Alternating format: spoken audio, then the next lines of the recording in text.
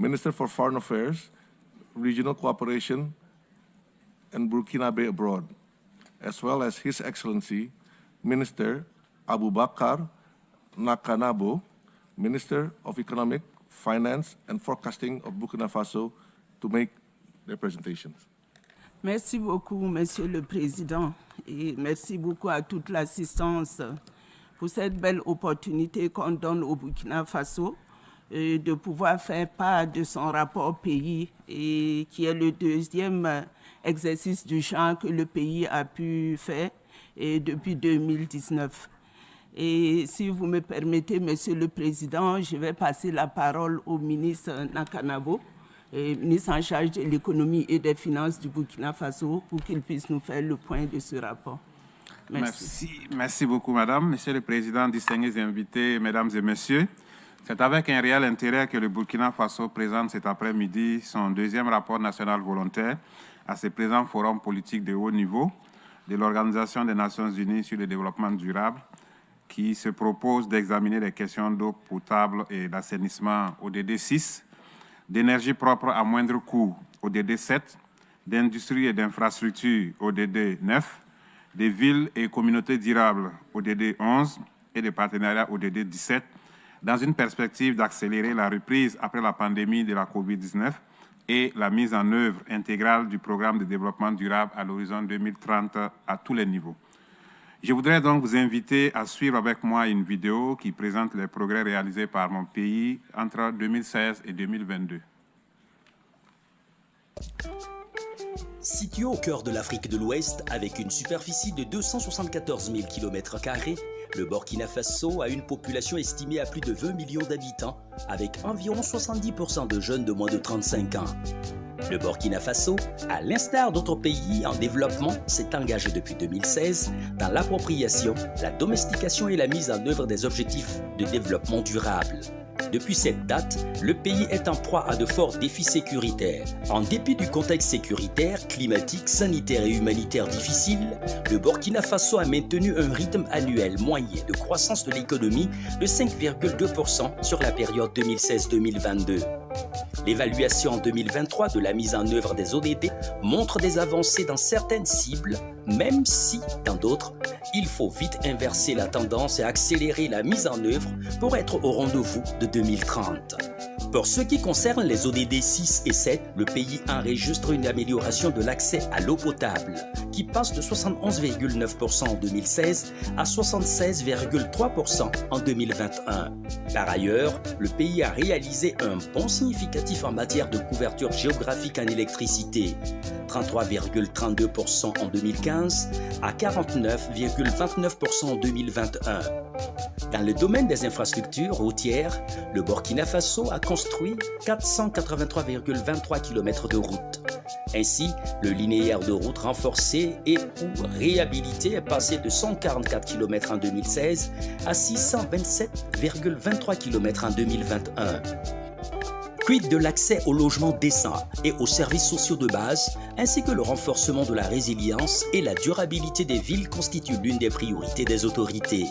Au Burkina Faso, le taux d'urbanisation a connu une augmentation passant de 22,7% en 2006 à 26,1% en 2019. Ces progrès importants réalisés montrent la résilience du pays. Mais les questions sécuritaires ont fortement perturbé la bonne mise en œuvre de l'agenda 2030 des Nations Unies. Ainsi, la persistance des attaques terroristes a occasionné une crise humanitaire sans précédent, avec des effets d'éviction des dépenses de développement par des dépenses militaires et sécuritaires. Au 31 mars 2023, le pays enregistre 2 62 534 personnes déplacées internes, dont 58,5% d'enfants, 23,9% de femmes. Cette crise humanitaire impacte négativement le programme de protection sociale et a entraîné un accroissement des besoins dans les domaines de l'alimentation, de l'éducation, de la santé, de la nutrition, de l'eau potable, de l'hygiène, de l'assainissement. Concernant l'ODD 3 et 4, le Burkina Faso s'est doté d'infrastructures sociales de base. Le pays enregistre une baisse de la mortalité maternelle. Par ailleurs, le Burkina Faso a adhéré aux engagements internationaux en faveur de la planification familiale. Cependant, la crise sécuritaire a occasionné la destruction de certaines infrastructures et des équipements éducatifs, sanitaires, ainsi que l'abandon des agents publics de leur poste. Ainsi, on dénombre 1781 formations sanitaires fermées. Au 31 décembre 2022, on enregistre 6253 structures éducatives fermées, soit 23,88% des infrastructures éducatives du pays. Ces fermetures ont affecté 1 076 155 élèves et 31 594 enseignants. Quant à l'ODD 17, le pays a poursuivi ses efforts au sein de la communauté internationale visant au renforcement des mécanismes de partenariat mondial pour le développement durable. Du reste, en matière de mobilisation de ressources internes, le pays s'est engagé résolument vers la digitalisation des administrations fiscales et douanières et l'amélioration du climat des affaires, ce qui a permis une mobilisation accrue des recettes propres. Le Burkina Faso s'engage à relever les défis majeurs pour l'accélération de la mise en œuvre adéquate des ODD. Au nombre des défis figure en première position celui de la paix par la restauration de l'intégrité du territoire et la lutte contre le terrorisme. À ce défi s'ajoute la maîtrise de la démographie pour la capture des dividendes démographiques, la réduction des inégalités et des disparités persistantes par des politiques publiques nationales et locales appropriées, la dynamisation des secteurs porteurs, une croissance inclusive, durable et créatrice d'emplois. Ces défis sont en droite ligne avec les 4 piliers du plan d'action pour la stabilisation et le développement dont le gouvernement du Burkina Faso et l'ensemble des autres acteurs de développement travaillent à sa mise en œuvre. Monsieur le Président, merci beaucoup. Monsieur le Président, Mesdames et Messieurs, à l'issue de la vidéo que vous venez de suivre sur les progrès réalisés par le Burkina Faso dans la mise en œuvre de ses objectifs retenus, je voudrais saluer l'ensemble des partenaires techniques et financiers, ainsi que les acteurs nationaux qui œuvrent jour et nuit pour améliorer les conditions de vie de nos laborieuses populations. Monsieur le Président, Mesdames et Messieurs, la détermination du Burkina Faso à réaliser les objectifs de l'agenda 2030 des Nations Unies s'est matérialisée depuis 2016 à travers la mise en œuvre du Plan national de développement économique et social et l'adoption tout récemment du Plan d'action pour la stabilisation et le développement. À travers ces référentiels nationaux, le Burkina Faso s'est engagé dans la mise en œuvre des programmes et programmes structurants dans l'impulsion afin d'impulser le développement et de construire une nation stable et prospère. Mais il faut noter que depuis 2015, le pays est confronté à une crise sécuritaire. En effet, des individus et des groupes terroristes ont entrepris et perpétué des violences selon plusieurs modes opératoires, des attaques, des harcèlements et des embuscades armées contre les positions des forces de défense et de sécurité, ainsi que l'usage d'engins explosifs improvisés.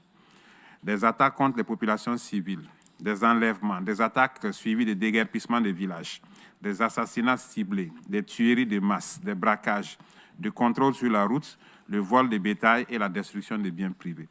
La destruction d'infrastructures sociales de base, la destruction d'infrastructures comme les ponts, antennes, GSM, poteaux électriques, etc. Monsieur le Président, cette situation a entraîné une crise humanitaire sans précédent.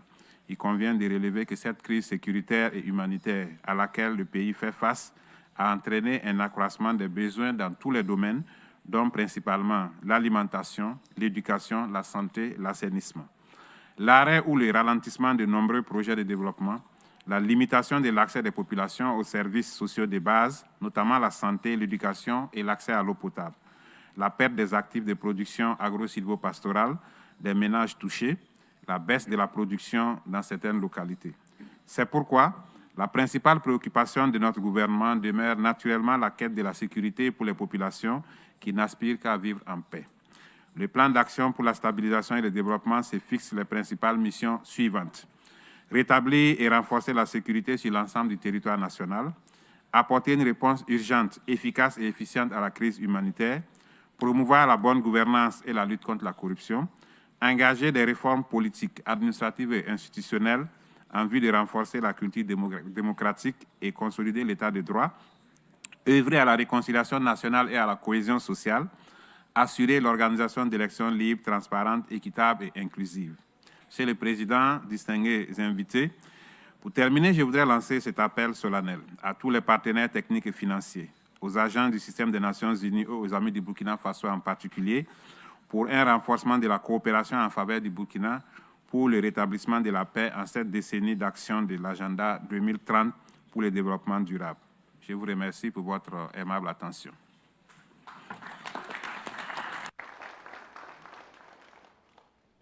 Voilà, Monsieur le Président, la substance du rapport du Burkina Faso et nous vous remercions pour votre très haute attention. Merci.